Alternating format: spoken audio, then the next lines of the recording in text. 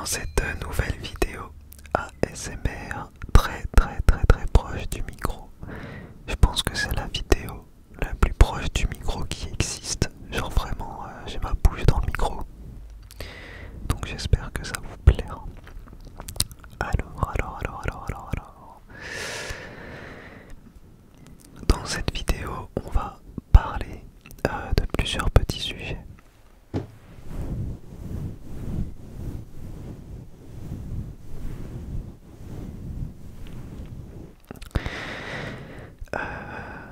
Donc comme je vous ai dit, petit ASMR très proche du micro, vous me direz déjà si vous appréciez, ce type d'ASMR et si vous aimez quand c'est très près du micro. Comme ça je pourrais refaire ça lors de prochaines vidéos, hein, tout simplement. Voilà. Et du coup,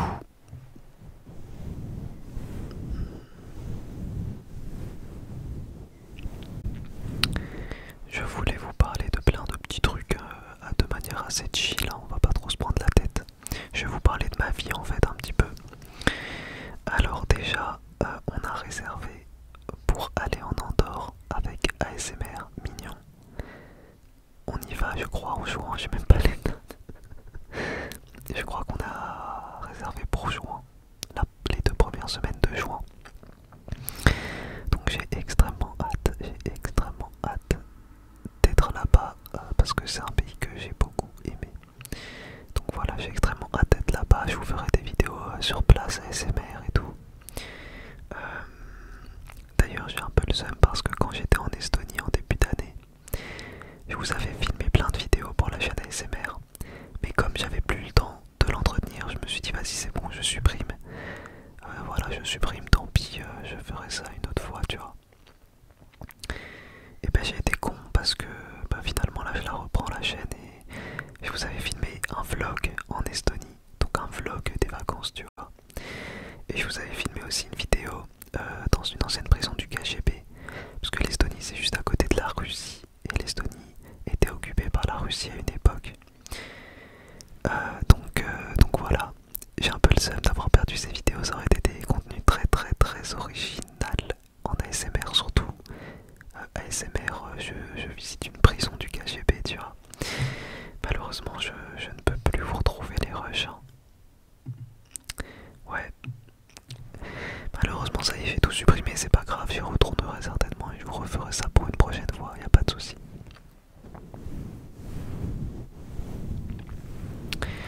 Alors sinon, de quoi est-ce que j'ai envie de vous parler également? Alors j'ai envie de vous parler de SNK. En ce moment, je suis en train de regarder, alors moi je suis anime only, donc je regarde que l'anime et je suis en train de terminer du coup la dernière saison comme beaucoup de personnes. Et je trouve ça juste exceptionnel en fait, exceptionnel. SNK. Et moi qui suis un grand passionné de... Enfin, alors je suis pas un passionné de philosophie, dans le sens où je ne lis pas des philosophes, mais moi j'aime avoir des réflexions profondes sur les sujets. Alors je sais que la philosophie, c'est compliqué de définir ce que c'est, mais pour moi, quelqu'un qui est assez philosophe, c'est quelqu'un qui va se poser des questions sur des choses de la vie et qui va à chaque fois aller au plus profond possible des sujets. Et ça, j'adore le faire. C'est pour ça que vous aurez plein de vidéos philosophie sur la chaîne. Voilà. Et pour revenir sur SNK, pourquoi je vous parle de tout ça? Parce que SNK, c'est une œuvre très philosophique. Je veux pas vous spoiler, hein, déjà je vous le dis, mais c'est une œuvre extrêmement philosophique. Et je vous ferai, je pense, une vidéo où je vous parlerai spécifiquement de, pour moi, quel est le message de SNK. Mais en gros, voilà, s'il y a encore des gens qui hésitent tout simplement à regarder SNK, foncez parce que c'est excellent, c'est vraiment excellent, c'est une pépite. C'est une pépite en termes d'écriture, en termes d'émotion, en termes de plein de choses, d'épique et tout. Et bref, en ce moment, je suis vraiment à fond dedans. Ça fait 3-4 épisodes que à chaque fois, je remets les épisodes plusieurs fois, tellement j'apprécie. Je les regarde une fois, deux fois, même jusqu'à trois fois. Ils sont tellement beaux, tellement... Enfin c'est tellement ouf, ils sont tellement ouf les épisodes que je les remets plusieurs fois. Excusez-moi, j'ai toussé. Du coup, ben ouais voilà, c'est vraiment une pépite. Donc il faut regarder SNK. Alors, donc en fait c'est vraiment une vidéo blabla à l'instant T, je vais vous parler de plein de choses auxquelles je pense aujourd'hui. La nouvelle chose aussi que j'aimerais vous dire, c'est vous parler de la série Seigneur des Anneaux. Alors moi je suis un très grand fan du Seigneur des Anneaux. Et je suis un grand fan des films par Peter Jackson du Seigneur des Anneaux parce que j'ai jamais lu les livres, j'aime pas lire en fait. Paradoxal un peu pour quelqu'un qui se prétend aimer la philosophie. Et vous avez raison, c'est une généralité que vous pouvez faire. Mais une généralité n'est pas une essentialisation non plus. Bref, donc je vous disais, la série Seigneur des Anneaux d'Amazon va bientôt sortir, il y a de plus en plus de teasers, d'images, etc. Et j'ai extrêmement hâte qu'elle sorte. J'espère qu'elle sera à la hauteur des premiers films de la trilogie du Seigneur des Anneaux. Parce que le Hobbit, on a été très nombreux à être extrêmement déçus. Pour moi le Hobbit c'est un film ok, genre c'est un film, je sais pas, 3 sur 10, 4 sur 10, tu vois, allez peut-être 5 sur 10. Là où le Seigneur des Anneaux, pour moi c'était du 10 sur 10. Donc pour moi il y a vraiment un monde entre le Hobbit et le Seigneur des Anneaux. J'espère que cette série s'inscrira dans la continuité du Seigneur des Anneaux. Quand je dis dans la continuité, je parle pas de la ligne de l'histoire évidemment.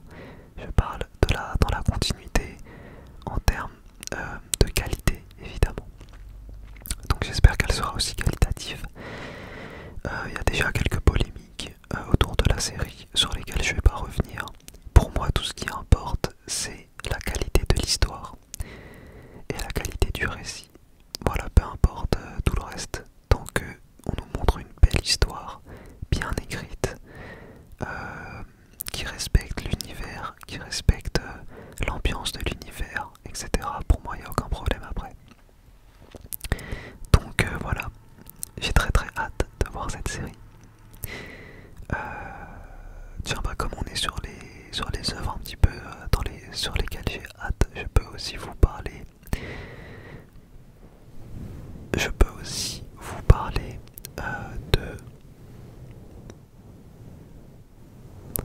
Du film Avatar. Avatar 2. J'ai aussi extrêmement hâte de voir le film Avatar. Ouais. Alors après, Avatar, je pense que c'est la Fox et je pense que ça a été racheté par Disney. Je dis je pense parce que voilà, genre j'ai pas revérifié avant la vidéo, mais il me semble que c'est ça. Et ça me fait un peu peur. Ça me fait un peu peur le fait que Avatar aujourd'hui du coup soit Disney. J'espère que il y aura toujours la liberté de faire ce qu'il veut, tu vois, parce que Disney c'est très Disney, tu vois. Personnellement, Disney c'est cool, mais bon, ça vole pas haut hein, en termes d'écriture et tout. Disney c'est vraiment très manichéen, c'est très les gentils, les méchants, et j'aime de moins en moins ce style de film très manichéen. Je vous refais écho à l'Attaque des Titans, c'est bien pour ça que j'apprécie autant l'Attaque des Titans, entre autres évidemment. C'est que c'est un film en fait qui te montre à quel point être pensé manichéen c'est débile en fait. Penser gentil méchant bien mal c'est débile, c'est totalement débile. Chaque personne dans la vie défend ses intérêts, même quand on fait le bien, c'est parce qu'on en a besoin pour soi-même. Voilà, donc penser bien mal c'est débile un peu.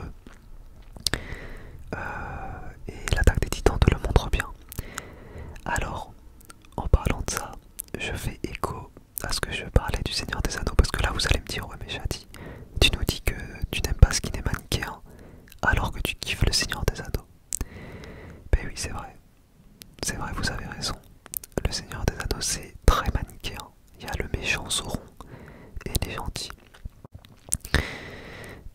C'est vrai que j'ai pas trop de réponse à ça. C'est vrai que voilà, le Seigneur des Anneaux c'est très manichéen, pourtant j'aime beaucoup.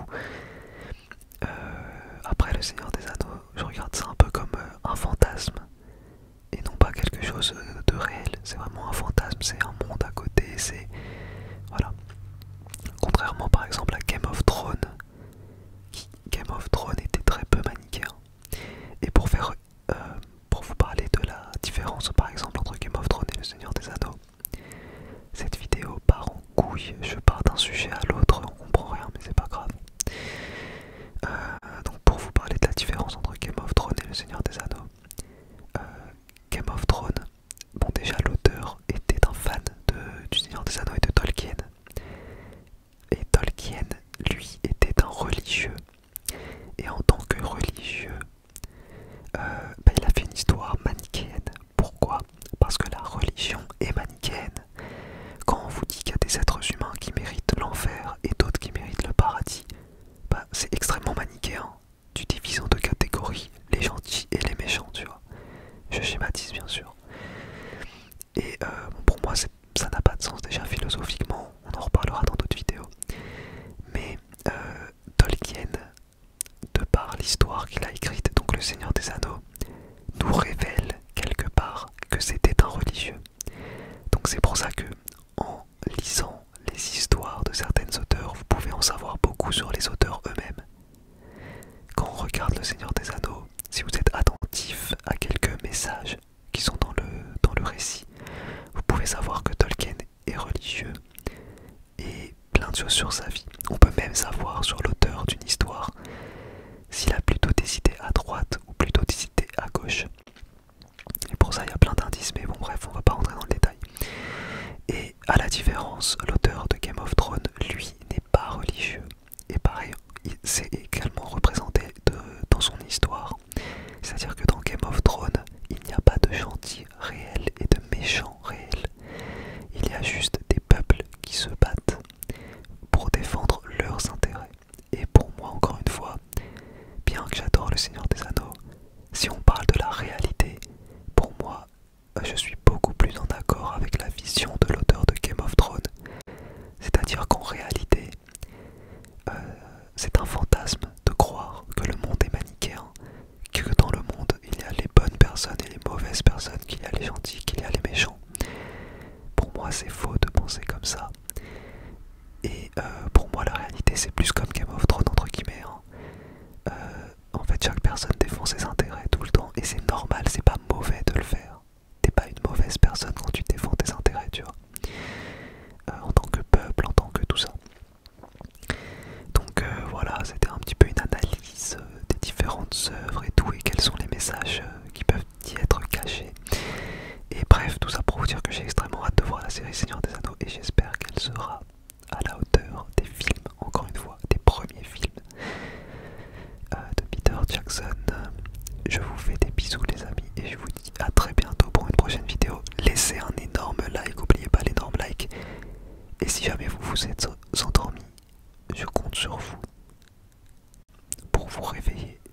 Lâchez un petit like, puis vous rendormir paisiblement. On s'endort beaucoup plus paisiblement après avoir laissé un like. Je rigole hein, bien sûr. Mais voilà, n'oubliez pas le petit like, le petit commentaire pour le référencement. Vous me dites j'ai dit. Peu importe, voilà. Je vous fais d'énormes bisous. De toute façon,